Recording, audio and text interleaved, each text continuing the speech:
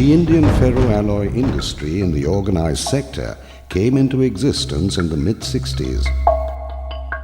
At the behest of the Planning Commission, which thought it proper that instead of raw materials abundantly available in the country being exported, the country could build up the infrastructure where it could use the natural resources of ores like manganese ore, chrome ore, titanium ore, and produce value-added products like ferroalloys.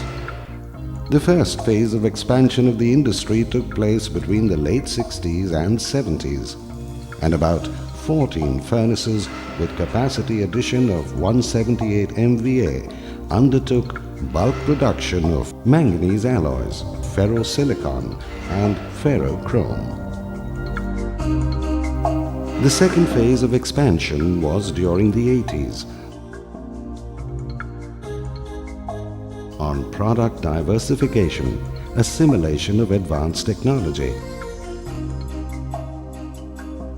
and setting up of export-oriented units to earn substantial foreign exchange for the country. This resulted in addition of about 12 more furnaces, and the capacity addition during the 80s was about 308 MVA. The ferroalloy industry was thrown open and liberalized during 1991-92.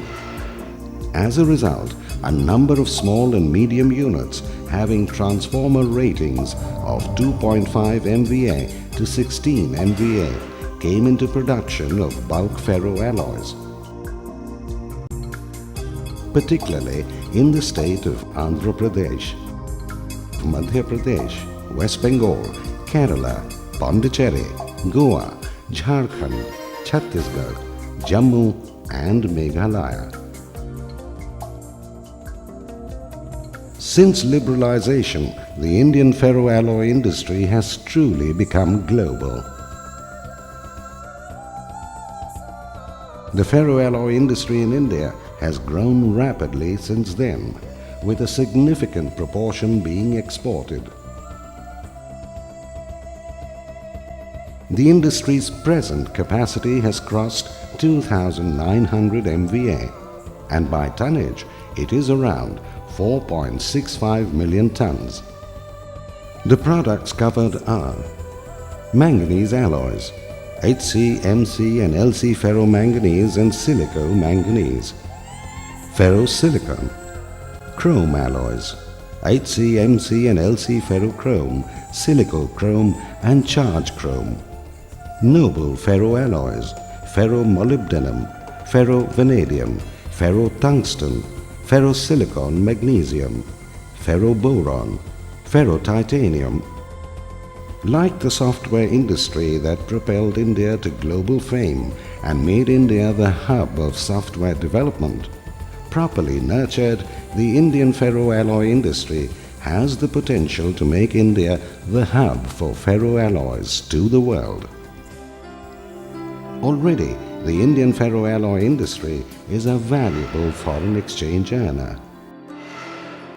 With the earnings from sales of ferrochrome and manganese alloys, the industry has reinvested in the industry by setting up captive power plants, operating coal mines, ore mines which generate employment, and spending a huge amount on society by setting up residential complexes, schools,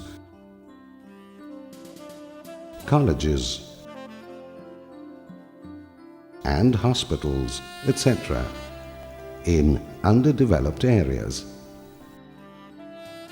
Electricity generation by the ferrochrome and manganese alloy industry through captive power plants is also supplied to the grid, thus increasing availability of power in India. Also, being a large consumer of power, the ferroalloy industry is a large and important consumer of power, especially in the eastern and southern regions, particularly Orissa, West Bengal and Andhra Pradesh.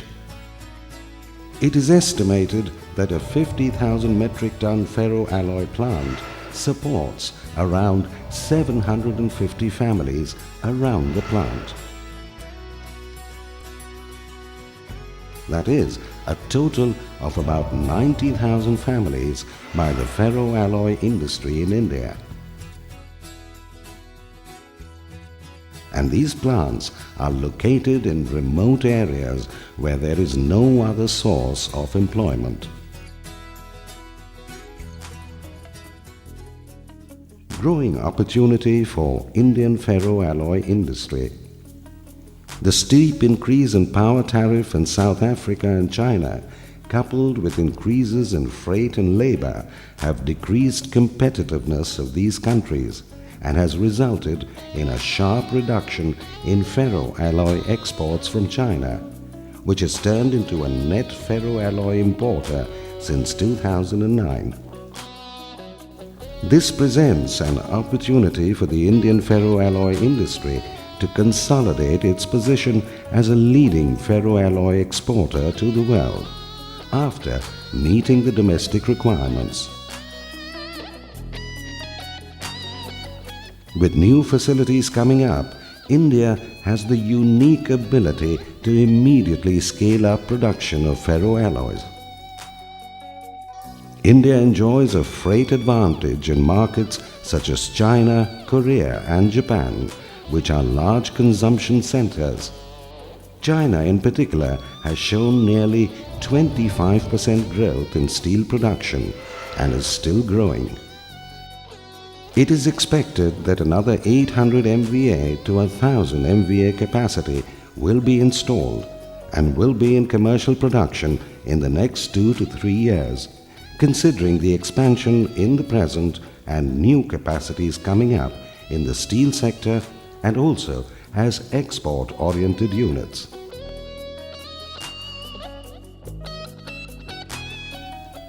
Other advantages include comparable power, labor and inland freight costs to major ferroalloy production regions like China, availability of technically qualified people and the domestic availability of ore. Indian Ferroalloy Producers Association, IFAPA, is committed to the growth of the ferroalloy industry in India. IFAPA is imbued with the philosophy that while individual initiative, enterprise and efforts are the foundation of a nation's progress, a cooperative and complementary functioning of the ferroalloy industry is needed for consensus in all its interfacing activities with various outside agencies like the government and other industry bodies. IFAPA is thus the sole industrial body that interfaces with the government, trade and other industry bodies, educational and R&D institutions on legal, tenurial, fiscal, regulatory, forests and environmental, all matters connected with the functioning of the ferroalloy industry on a continuing basis. IFAPA demonstrates an active concern for the impact of processes, products and services, and insists on regulatory compliance and responsible production, use and product disposal.